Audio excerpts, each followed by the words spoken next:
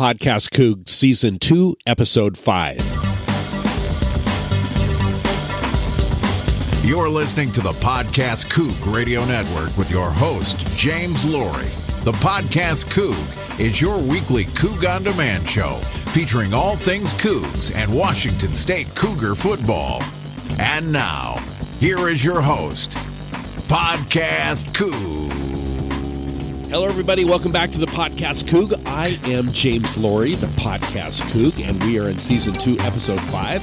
It's a 30-minute program. We're going to talk about audio on demand, about the Cougs, and and obviously all things Cougar football. And the first part of the program, we're going to talk briefly, actually, about Nevada, the Nevada game, and then we're just going to roll right into the USC Trojans on Friday night at Martin.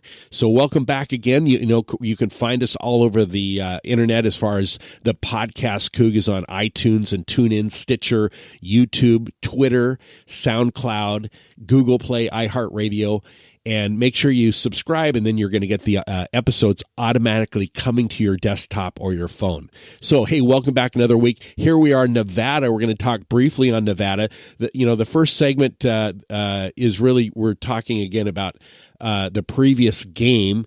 And to be honest, let's face it, besides the fact that it was a 45-7 beatdown on Nevada, I just can't really think there really isn't a lot to talk about in Nevada.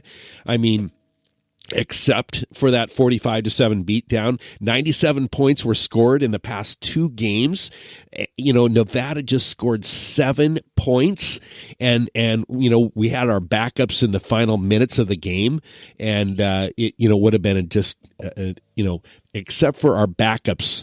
And obviously Tyler making that mistake, it would have been a shutout. So Nevada was grossly outmatched. And, like I said, we're not going to spend a lot of time talking about Nevada. That's because it is USC's week. This is the USC week. This is the week we've been looking forward to literally all season long. We had this circled on our calendars in the summertime, and how exciting is that? We're going to talk about USC in a few minutes, but okay, let's just talk a little bit about Nevada. We've talked about the defense and the performance and the demand that demands the high praise with our defense and, of course, our offense. But, the Cougs allowed just 2.8 yards per play against the pack. That's the lowest of all Alex Grinch's tenure. In fact, that's, literally stacks up to, that's historical numbers there. Since 2000, this was the fourth game in which the Cougs defense allowed less than 3 yards per play. All right, there's 2.8 yards against the pack. Now, of course, we really haven't played anybody except for Boise this year. So anyway, also the Cougs didn't punt in the first half at all. Just 151 total yards allowed 9 tackles for loss, 5 sacks, 3 interceptions, 2 pass breakups, and 7 quarterback hits. That's flat out domination. I don't care how bad Nevada is. That's just crazy. And it's exactly what a defense is supposed to do against a bad team. And it's almost certain that it would have been a shutout if our backups weren't in there in the fourth quarter.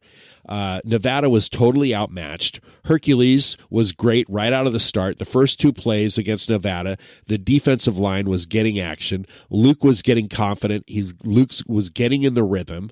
And Luke was just starting to find his receivers. Receivers are getting separated. They're going downfield. And guess what? Luke hit the Century Club. That's right. Last week, Luke Falk joined the elite group of the 3 in the Pac-12 quarterbacks that have thrown for over 100 touchdown passes. And that, of course, is Matt Barkley at 116, Marcus Mariota at 105, and now Falk has 103 TD passes heading into USC. So welcome to that Century Club, Mark. Luke, that is a great accomplishment. Quarterback Curtin for Nevada threw a total of 5 passes. Their quarterbacks looked awful. I kind of feel they're in rebuilding, of course. 35-0 at halftime, a shutout at halftime. Really, there's nothing more to talk about. Probably, maybe they're equal to Montana State or even worse. So just Nevada is just a bad football team. With all due respect, they're rebuilding. They do have some talent, but they're just not very competitive. Hopefully they will be in their own conference in the Mountain West, but we just dominated every part of Nevada on that game. What we did learn, what did we find out about the Cougs? What on this Nevada takeaway, what did we find out? Nothing, really. You know what? Obviously, we're going to find out Friday night. We're going to find out more about the Cougs Friday night. And except the takeaway was that it was, like I said, we were grossly outmatched, Nevada. And, you saw Nambi Aguayo and Hercules Mataafa. They made big plays, both very impactful, very special. You saw Luke make the Century Club like we talked about. And, Luke's got Oregon State and Nevada under his belt, a lot more confidence now. And now Luke is primed for the big stage, the national showing on ESPN with all eyes on Luke Falk, okay? And the receivers are starting to get their rhythm with Luke. Tavares Martin Jr. and Isaiah Johnson-Max starting to separate and find ways to get open. The receivers are now a good couple of they've got a good couple of solid games under their belt. The practice is over. So Isaac Johnson is your starting Mike linebacker replacing Pallur. And then you've got Jahad Woods and James Williams that leads in forced missed tackles. Tavares Martin, hey, throw me the ball. He says, hey, Martin says, hey, throw me the ball. I'm open. I can just see it in the huddle right now. So, Peyton, of course, third generation Pallur family. Peyton's up in the press box, brings much leadership and value to the team. We talked about that last week. All right, so the moment we've been waiting for, USC is next. Cannot wait. USC is coming up right after the break, right here on the Podcast Coug. Hey, Coug fans. You're podcasting with James Laurie and the Podcast Coug Radio Network. The Podcast Coug is your weekly Coug on Demand show, featuring all things Cougar football in Washington State. To help you get through the week, hit the subscribe button or check us out on iTunes, the App Store, iOS, Google Play, Stitcher, or at podcastcoug.com.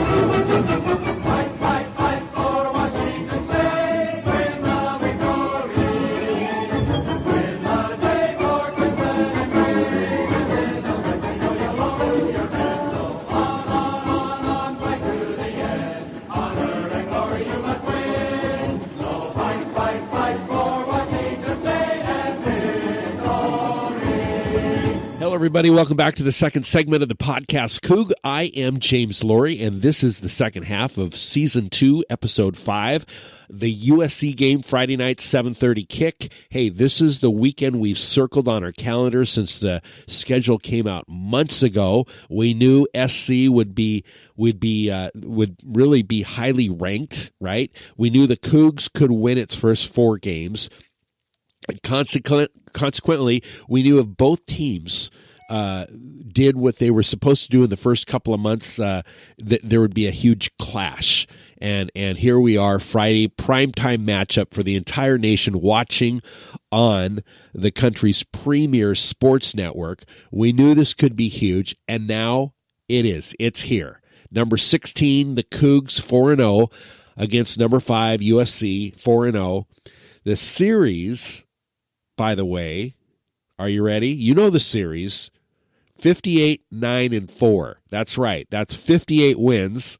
9, that's wins for SC. 9 wins for the Cougs and 4 ties. Friday night at Martin, ESPN at 7:30 kick. USC is a 3.5-point favorite.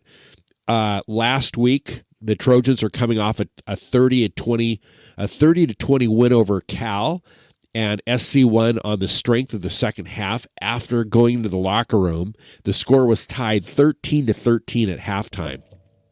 And they pulled it out in the fourth quarter. And that's the key there, is that fourth quarter. Of course, in the old days, they'd beat you down and wear you down in the fourth quarter. They're just loaded up with talent, and even their second stringers are all, blue chip four-star guys. So here we got Coach Clay Helton. He's in his second year as head coach, although he's been around since for about 7 years now. He came on staff with USC in 2010 as a quarterbacks coach, and he was there at Martin. Now, the last time the Cougs and the Cougs and the Trojans played a game was, of course, 2014. It was 3 years ago at Martin Stadium, and Coach Helton was there to witness the game of Luke Falk's debut in Martin, and proved to be and he's really been a great coach and a great leader. Of course, he replaced Sark. He's 20-7 at USC, including a big Rose Bowl win over Penn State actually in January, with a thrilling 2 overtime win. And then of course he had a Penn State victory on the Rose Bowl, and then also he beat Texas this year with 2 overtimes. All right. So the last time we played the Trojans was at Martin in 2014. We lost 44-17. And if you recall, Connor Halliday got injured and Luke stepped in, and that was Luke's debut. But we lost 44-17 3 years ago. That's the last time the Trojans and the Cougs played together. In 2013, the year before, we beat the Trojans in the Coliseum, which is a rare thing to do. And Mike Leach has beat every single team in the Pac-12. 10-7 was that score in 2013 in the Coliseum. Their star players, of course, quarterback Sam Darnold. Darnold earned his so-called legend status at USC last season with a comeback win over Penn State in the Rose Bowl. Yes, he won the 2017 Rose Bowl as a redshirt freshman. He set multiple SC freshman records, led the Trojans to 8 straight wins, really 13 in a row if you think about it right now. They've got a 13-win winning streak. And, of course, Darnold replaced Sammamish native Max Brown as the Trojans starter early in the 2016 season. And he hasn't looked back. Darnold is gifted. He's a gifted quarterback. He's a 4-star recruit by rivals. And he just, the only issue right now is that he turns the ball over way too much. So, but he is a Heisman candidate, although according to Leach, he's not ready to enter the NFL yet. Certainly, he is the best quarterback the Cougs have faced so far this season. Darnold is averaging 306 passing yards per game and has thrown 9 TDs and 7 picks. Okay, and we'll talk about that in a bit later. Running back, Deontay Burnett. Okay. Burnett was the hero of the Rose Bowl after he caught a game-tying pass from Darnold, and he's shaping up to be Darnold's favorite target again this season. He's 6 foot, 170-pound receiver for the Trojans with 5 touchdowns, averaging 115 yards a game. He's possibly out due to a shoulder injury, and we're going to discuss that a little later in the podcast, Coug. It's a day-by-day basis with his shoulder, but I'm telling you, man, if Burnett is out, that's a huge blow for the Trojans. And then inside linebacker Cameron Smith. Smith is a captain of the Trojans defense. He's 6'2", 250-pound inside linebacker, a 3-year starter. He's got a team high of 35 tackles, including 4.5 tackles for loss through the first third of this season. He's an instinctive player, and he's really deceptive on speed for his size. And he's one of the biggest threats to the Cougs coming up Friday night. So be on the lookout for Cameron Smith. 13 consecutive games USC has won in a row. Now, this is the second longest win streak in the country. The Trojans haven't been beaten in more than 365 days, right? That's a year. At 13 games, USC owns the nation's second largest unbeaten streak. With that Saturday win, 30-20 over the Cal Bears, that really it's meant they've got a full calendar year without losing. And their loss, the last time they lost was against Utah last year, September 23rd. Okay, it was Darnold's first career start was his loss to Utah. Oklahoma, by the way, is currently the longest winning streak. They've got 14 games in a row. You can't go forever, all right? You're gonna drop one. You just can't, So one of these weekends, right? One of these days, it's going to happen. So, like I mentioned, 2014 was the last time SC was here at Martin. Connor Holiday went down with a leg injury. In comes Luke Falk as his debut and throws for 4 touchdowns. The backup quarterback was so impressive that Coach Clay Helton was blown away, literally was blown away with Luke on his first backup start, on that game 3 years ago. It's been a long time since we've had a game in Pullman like this. Really, it's been a long time. That includes most Apple Cups, except last year's Apple Cup. I'd say last year's AC had more of a meaningful effect, But this is Friday night. It's the biggest 2 ranked teams in Martin since 1989. That's for both teams being ranked as high as they are. For me, the most memorable game for an SC game was, of course, the 2002 Drew Dunning field goal kick in overtime. And you know what? I could have had that game ball. Okay, the Athletics threw the game ball up on eBay, and I was literally contemplating of pulling the trigger and buying that game ball. Now, this was 2002, this 15 years ago. So, and I'm trying to think what that number was. It wasn't that crazy. I mean, back then it was maybe kind of high, but it was like $350 was the auction on eBay. It was like 2 days after the game. I was there. It was amazing. I was in the RV lot. It was so amazing. What an amazing Drew Dunning kick. It was just what an unforgettable experience. But I regret right now. I'm kind of kicking myself of I should have splurged, of course. I just would have went for it. I would have had that game ball forever.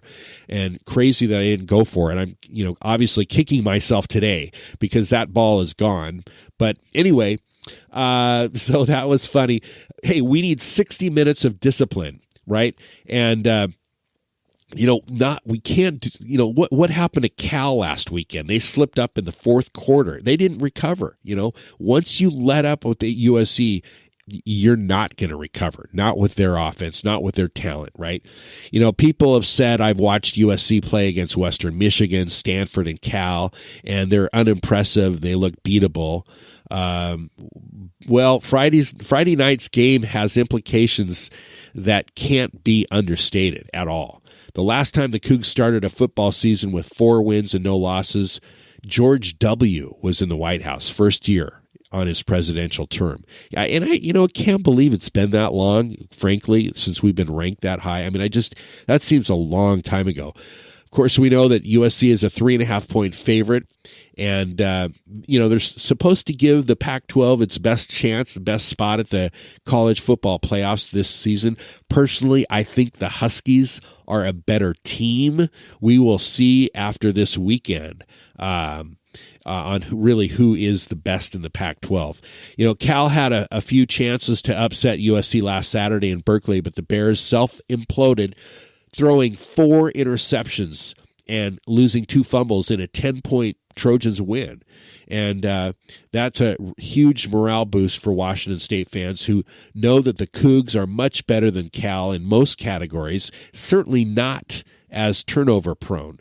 So in 4 games, and don't discount those 3 overtime periods in week 2 against Boise, The Cougs have turned it over as many times as Cal did in 60 minutes on last Saturday. You need a bunch of stellar stats to overcome a team like SC, but you can't expect a bunch of turnovers and to come out winning in the end at the final score. So we've got to obviously be smart with the football. We've got to have great ball control and no turnovers whatsoever. So the Cougs aren't making any mental errors these days, and that's a good thing, right? We're playing smart football. Surely the coaches dedicate their work around finding ways to be able to spot a few. It's probably a good sign that folks in Pullman are still asking this question: which is the better unit, Leach's air raid offense or Alex Grinch's speed D? Some of us are calling it the speed D. Well, that's a good question. Who's better? But the Cougs have a short week, of course, to practice. It's not an easy task, but it's not any consolation because, you know what? The Trojans have a short week as well. Not only practicing, the schedules have moved up, watching game film in a tight schedule. Trojans got to travel.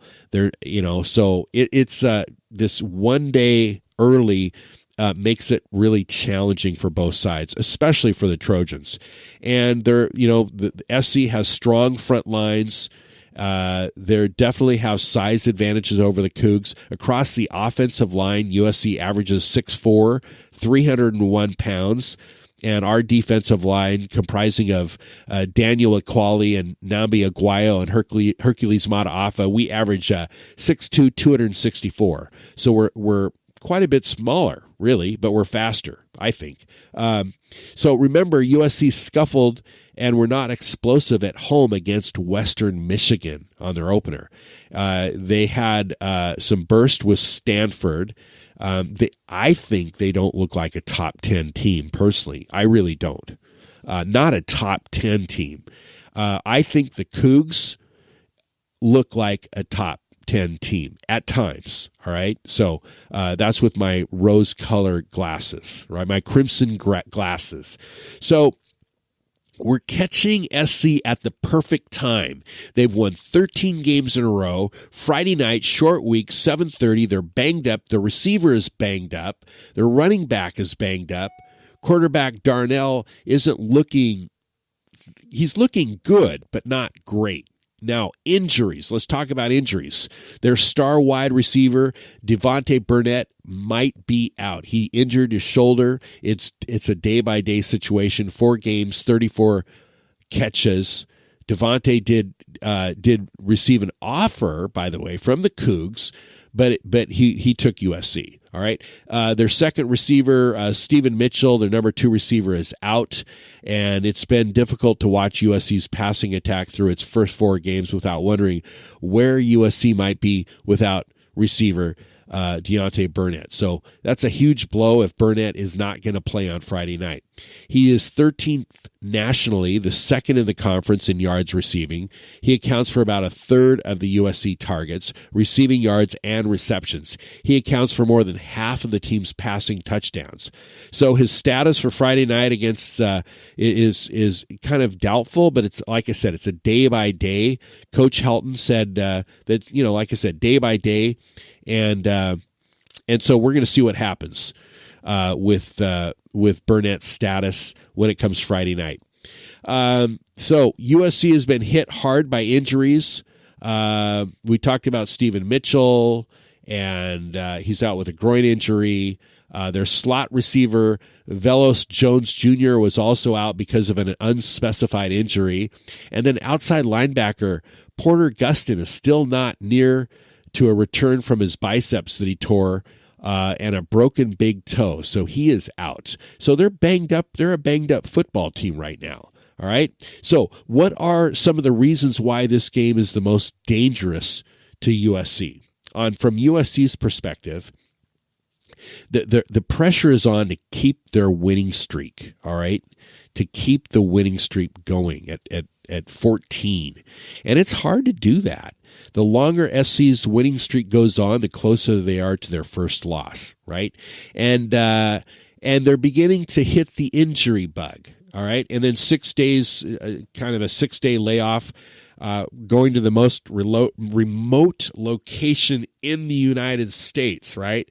Pullman is a tough place to arrive and to get comfortable, and just kind of get settled. You got that bus ride down. If they're coming into Spokane or Lewiston, you still got another bus ride, right? So Cougs' strength, Cougs' strength on offense is USC's weakness on defense. And if Burnett is out, we will have no established receivers on the field, or they won't, I should say. So this is going to be a huge advantage for the Cougs. All in all, the intangibles seem to lie heavily on Washington State's side.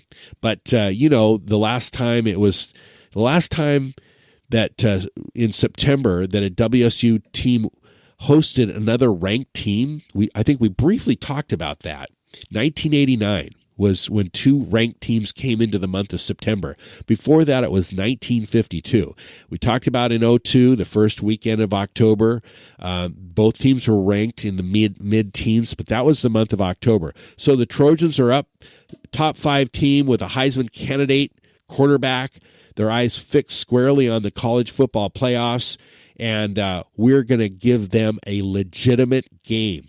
This is special, literally beyond history. No one knows how good either of these teams really, really are, okay?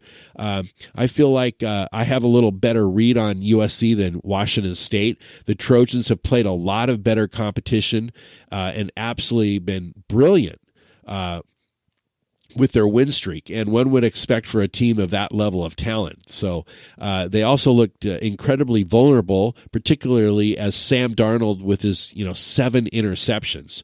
So the question whether the Cougs are actually as good enough to take advantage of this vulnerability, well, the rankings suggest that they are, and I think we all certainly believe that Washington State is much better than Cal, which took a tie game in the fourth quarter against the Trojans last weekend. So But we also can acknowledge that SC isn't just a good team. They're a good team with superlative talent, and which really presents a very difficult kind of physical challenge for Washington State than any of the teams we've faced this season. I mean, we haven't really played anybody. I mean, Boise was competitive. So this is precisely the kind of team that is given the Cougs fits under Mike Leach. So it's not going to be easy. And think about the way UCLA, Colorado, UW, and Minnesota all got torched on their passing game last season with fast, physical, and defensive backs. So it's going to be definitely a very huge challenge Friday night. And that's exactly what the Cougs will face. USC has been one of the best in the country at preventing opponents from successful passing plays, and I don't think we know how good the Cougs really receivers are going to respond to this kind of challenge. It's just going to be, we're just going to have to wait and see. Additionally, the offensive line that we all presumed it would be the strength hasn't been, and this is a big and fast front, and they're going to try to keep Luke Falk's face. So there's no doubt about it. Both are well coached. The Cougs have physical tools with the additions of guys like Isaiah Johnson-Mack and Renard Beld and Jameer Calvin, to the point where USC athletes won't be able to just sit in the base coverages to get themselves into the passing lanes. So, the question is, can the inexperienced middle of Washington State's offensive line hold up against the physical challenge of SC? That's what we don't know, and we're going to find out, of course. So oddly enough, the thing I'm most confident in is the defense ability to hold SC to around 30 points. This obviously could blow up in my face, but the Cougs defense has been the most reliable, and through 4 games, Darnold hasn't performed as advertised. His weapons are all banged up. This is not an offense firing on all 4 cylinders, okay? So the one thing that gives me a major pause is the Trojans has excellent rushing attack. no question about it. They're going to look to push us around our smaller front. So, we've been, it's going to be a huge challenge. We're rested up after heavily rotating our defense players last week with, and the run defense and the strength of the Cougs defense for years. So, I think that Alex Grinch is going to be ready. I think he might have a couple of tricks up his sleeves that he's holding back. So that's about I think. And then there's the crowd, right? Hey, what about the crowd? They're going to go absolutely bonkers, right? Of course, it's sold out. There's no more standing room left. Filling up Martin to the brim. Oregon Ducks in 2014 was crazy. Stanford in 2015 was loud. I think this is going to be, you put the Oregon game and the Stanford game together, and it's just going to be a factor of like from 1 to 10, it's going to be a 20. All right. Unless they take our crowd out early. And they could do that. They could literally take our crowd out early. So we just got to be prepared and off to a quick start. So, and the defense, by the way, they're just going to feed off that energy from the crowd. So can't wait to learn more about the Cougs on Friday night. It's actually going to be, just so exciting, right? So here we are. The ultimate goal, of course, is for SC is to win the college football playoffs, and our goal is, of course, to win the Pac-12 North. So if we do lose against SC, we still have the ultimate goal of winning the Pac-12 North. Okay, but win against number 5 team on this stage with that crowd, well, we can just let our imagination take care of the rest and be ready for Friday night. If the Cougs are going to beat SC, the defense is going to need to come up big, keep it under 30, give the offense a real chance. And, by the way, let's briefly, who's impressive? Jalen Thompson, has got 2 interceptions. Keep it up, by the way, Jalen. Who needs work? Well, our rushing offense needs to step it up. Jamal Morrow and, we need to get our running game tuned up, ready to go, just to explode and go. That James Williams leads the Pac-12 in receptions. That's amazing. So, Sam Darnold has 7 picks, remember? He's got superior athletes all around him. We're catching USC at the right time.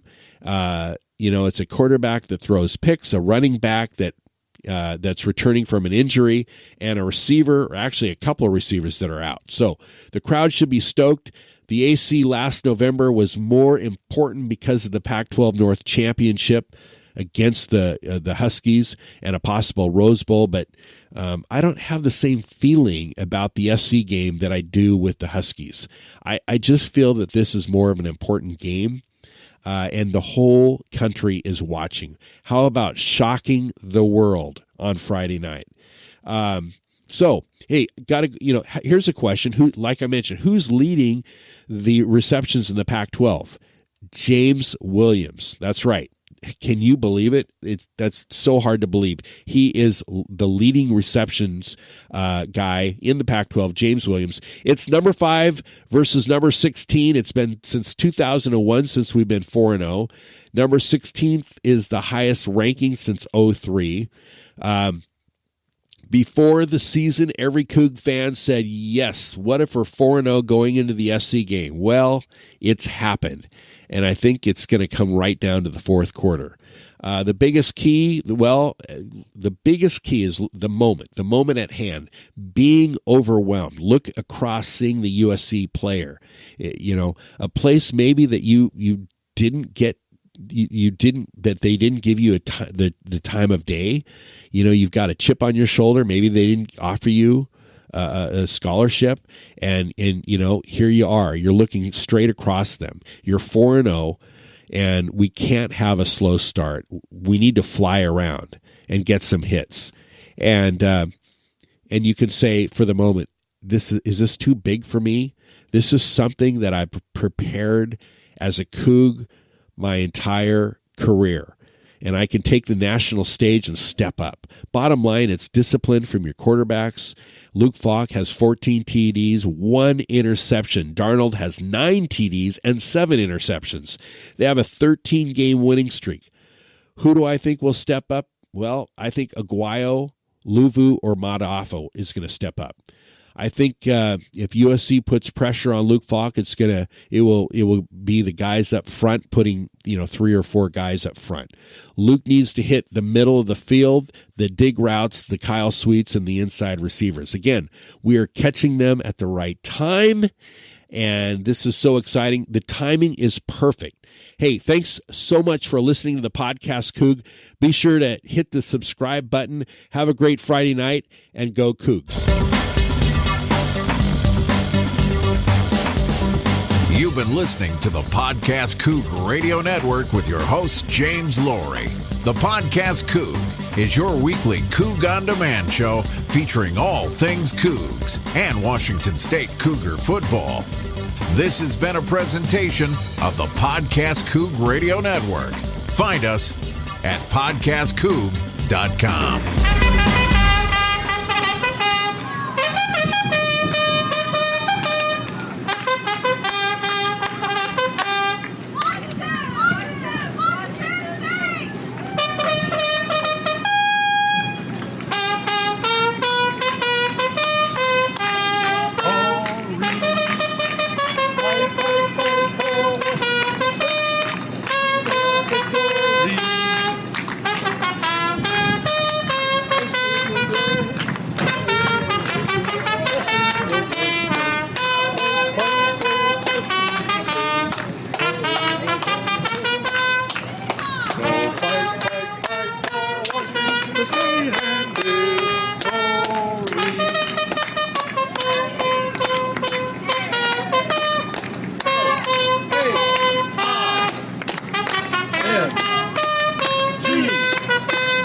T